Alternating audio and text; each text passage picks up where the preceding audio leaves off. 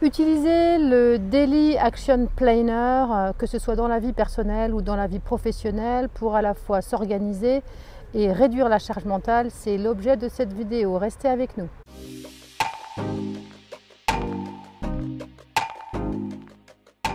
Bonjour à vous qui aimez les psys et qui ne le saviez pas.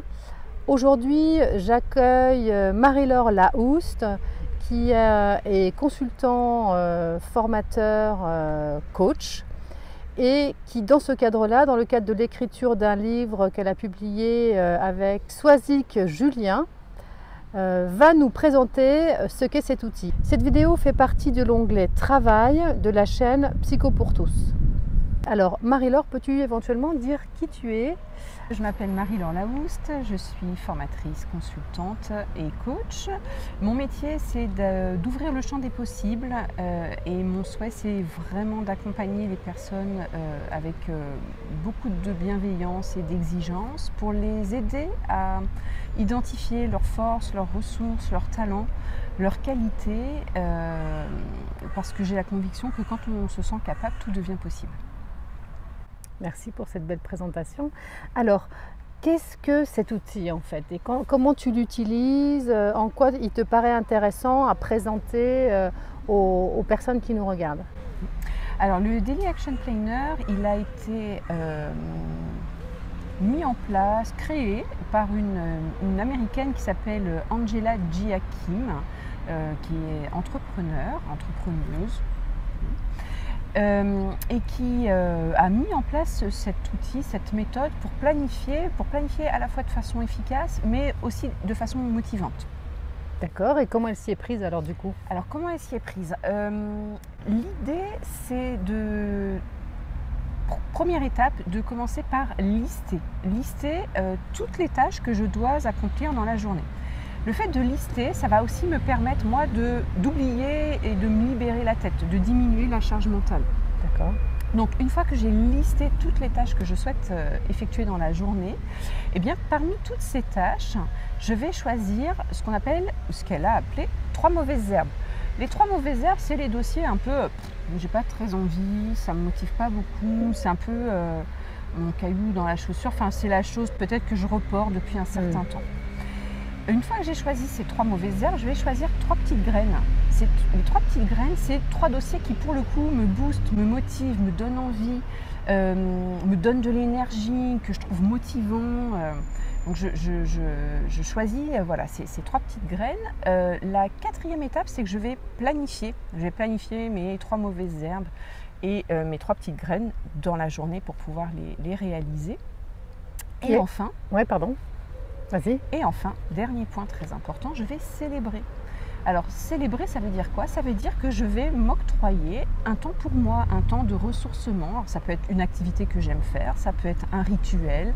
Alors, c'est 1 ou 2, on ne se limite pas. Mais en tout cas, je vais faire des choses. Ça peut être un massage, ça peut être un ciné, ça peut être aller boire un verre, ça peut être un temps pour moi, quel qu'il soit, mais un temps de ressourcement pendant lequel je me féliciterai aussi d'avoir réalisé à la fois mes 3 tâches motivantes, mais aussi mes 3 mauvaises herbes dont je me serais débarrassée. C'est vrai que c'est très intéressant parce que du coup, quand on travaille sur le bien-être au travail, justement, on se rend bien compte que le ressourcement, c'est pas naturel chez tout le monde et que si on se ressource pas à un moment donné, eh bien, on s'épuise. Et donc, comment quand même intégrer de façon quotidienne des choses qui viennent nous nourrir, puisque si tout ce que l'on fait est énergivore, à un moment donné, eh bien, on n'a plus d'énergie. Donc, comment à la fois contrebalancer? Vous pouvez voir également dans la vidéo que je mets ici, comment trouver un équilibre entre le donner et le recevoir, ou comment voilà, être dans une forme d'équilibre pour que les choses se passent bien.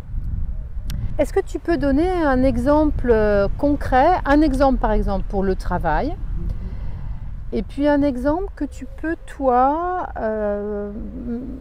prendre pour ta vie personnelle par exemple? Alors, par exemple, pour ma vie personnelle, donc je vais lister tout ce que j'ai à faire là dans ma journée, dans ma journée du samedi, par exemple. Donc, faire les courses, faire le ménage et emmener mes enfants au sport, préparer le dîner avec les amis. Donc je vais lister tout ce que j'ai à faire. Et parmi tout ce que j'ai à faire, eh bien, je vais voir comment je vais planifier mes 3 mauvaises herbes. Alors mes 3 mauvaises herbes, en l'occurrence, ce serait quoi? Sans doute faire les courses, faire le ménage, et puis, bon, si j'en ai 2, c'est déjà bien. Et puis dans les choses qui vont me faire plaisir, ça va être planifier par exemple un temps pour jouer avec mes enfants. Un temps que je vais vraiment leur dédier pour faire un jeu de société, 20 minutes, une demi-heure. Un autre temps, une autre petite graine qui va me nourrir, qui va me satisfaire. Ce serait par exemple faire un gâteau pour les invités du soir, parce que c'est un plaisir pour moi de faire de la pâtisserie. Et puis, en temps de ressourcement, je peux me dire, pour célébrer, je peux me dire, par exemple, de 14h à 14h30, je m'octroie un temps de pause ou un temps de lecture. Donc ça, c'est un exemple pour la vie personnelle. Et alors juste, avant que tu continues l'exemple, parce que là, moi, je ne connais pas cet outil, et je me dis, est-ce qu'il y a une stratégie de positionnement de ce qui est moins agréable? Est-ce qu'il vaut mieux le mettre en premier, puisqu'on se dit, c'est fait, du coup, je peux faire maintenant ce qui me plaît? Est-ce qu'elle a parlé d'une stratégie pour serrer les différents éléments? Alors, sur la stratégie, moi j'ai envie de dire, il y a plusieurs choses qui entrent en ligne de compte. Pour moi, dans la stratégie, il y a tenir compte de mon environnement, c'est-à-dire de ce qui sera possible de faire. Et de finalement planifier les tâches au moment le plus propice, j'ai envie de dire. Par exemple, faire le gâteau, je ne sais pas si ça a besoin de reposer, si ça a besoin d'aller au frigo, peut-être que c'est mieux que je le fasse effectivement le matin. Ou alors, si c'est quelque chose qui est un peu long, qui me demande d'être tranquille, peut-être que je peux faire ça à un moment où je vais être un peu plus seule à la maison. Pour moi, ce qui est important, c'est que quand je planifie les choses, je tienne compte aussi de mon niveau probable d'énergie. C'est-à-dire que si je sais qu'à ce moment-là, j'ai un peu un coup de mou, ou si je sais qu'à ce moment-là, au contraire, je suis au top de mon énergie parce que je sais qu'à 11h le matin, c'est là où en gros, je suis bien réveillée, je suis bien... Donc l'idée pour moi quand je planifie, c'est de tenir compte à la fois de l'environnement dans lequel je vais faire les choses et de mon niveau d'énergie. Ensuite, moi ce que je rencontre dans mes formations, c'est qu'il y a des gens qui sont très disciplinés et qui vont dire je commence par me débarrasser de ce qui me dérange et garder le plus agréable pour la fin, pour finir sur une note positive. Moi ce qui me semble être important, c'est de s'écouter et de se dire quand est-ce que j'ai envie, quel est le meilleur moment pour moi pour faire les choses. D'accord. Et au niveau du travail, du coup? Et au niveau du travail, j'arrive le matin, je liste tout ce que j'ai à faire, voir tel collègue, répondre à tel appel d'offres, la réunion qui était prévue, avancer sur tel dossier. Enfin, je vais lister toutes les tâches à accomplir dans la journée. Et ça, c'est vraiment le côté je me libère. Je pose sur le papier, je me libère. Et une fois que j'ai fait ça, pareil, je vais identifier là-dedans. Alors bien sûr, il y a toujours cette question de tenir compte des priorités, de ce qui est urgent, de ce qui est important, en dissociant les deux. Mais l'idée, c'est déjà dans cette liste, qu'est-ce qui me donne envie, et qu'est-ce qui me rebute un peu plus. Et vraiment d'en tenir compte pour pas ne faire que des choses qui me rebutent, ou pour pas ne faire que des choses qui me font envie. D'ailleurs, ça peut être un indicateur, parce que quand dans le travail et qu'on regarde la liste de tout ce qu'on a à faire, rien ne nous plaît, rien ne nous passionne, etc., il est un petit peu urgent peut-être de se questionner sur est-ce que je suis au bon endroit dans mon travail. Parce que, mais du coup, il y a aussi des tâches, parce que à chaque fois tu dis des tâches de la journée, mais il y a des tâches qui sont récurrentes, et puis il y a des tâches aussi qui prennent plus qu'une journée. Donc est-ce que du coup, quand c'est des tâches qui prennent plus qu'une journée, tu dis voilà, je vais prendre 1 heure pour ça, et voilà, comment ça se passe? Alors moi, ce qui me semble être important dans la gestion du temps, c'est effectivement de découper, mais de toujours savoir quelle sera la prochaine étape. Qu'est-ce qui me reste à faire et quelle sera la suite et par quoi je vais commencer pour la prochaine étape, quoi. Bien sûr qu'il y a des tâches qui prennent beaucoup de temps, des heures et des heures, des jours, des semaines, parfois même des mois. Il y a des personnes qui travaillent sur des projets pendant des mois et des mois. Mais l'idée, c'est vraiment de découper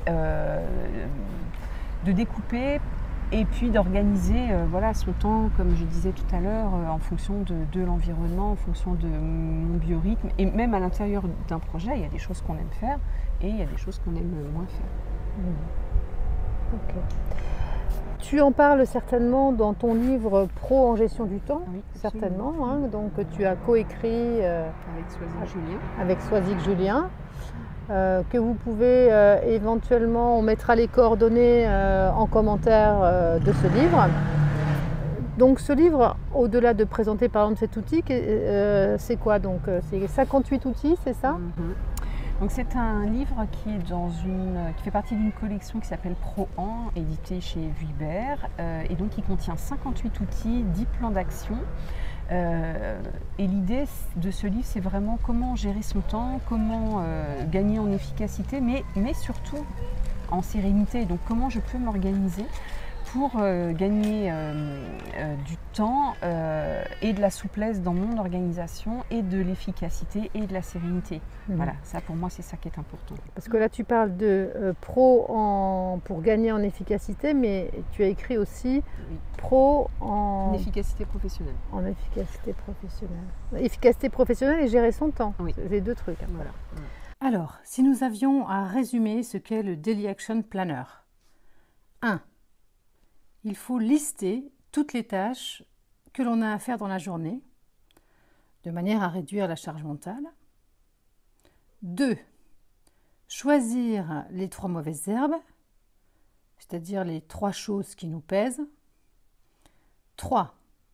Choisir les 3 petites graines, c'est-à-dire 3 choses qui ne nous pèsent pas, voire même que l'on peut aimer, mais qu'il y a à faire.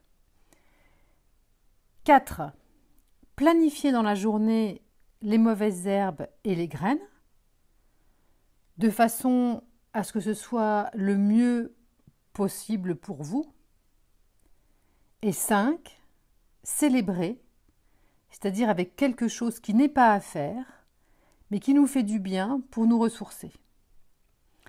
N'hésitez pas à faire une capture d'écran de ce résumé pour vous aider. J'espère que cette vidéo pourra vous apporter quelque chose, pourra vous libérer de la charge mentale de manière à pouvoir vous organiser pour faire peut-être des choses qui vous plaisent un peu plus et pour vous délester et de ne pas toujours avoir en tête des choses que vous devez faire et de pouvoir les poser, les coucher sur le papier. Eh bien, il va y avoir un gain en bien-être. Si vous avez aimé cette vidéo, n'hésitez pas à actionner le bouton j'aime, n'hésitez pas à vous abonner et à cliquez également sur la petite clochette de notification pour recevoir les notifications. Merci. Merci. À bientôt. Au revoir.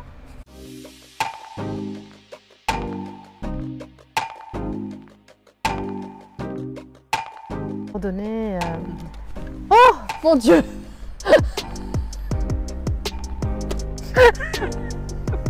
Ah bah tu sais.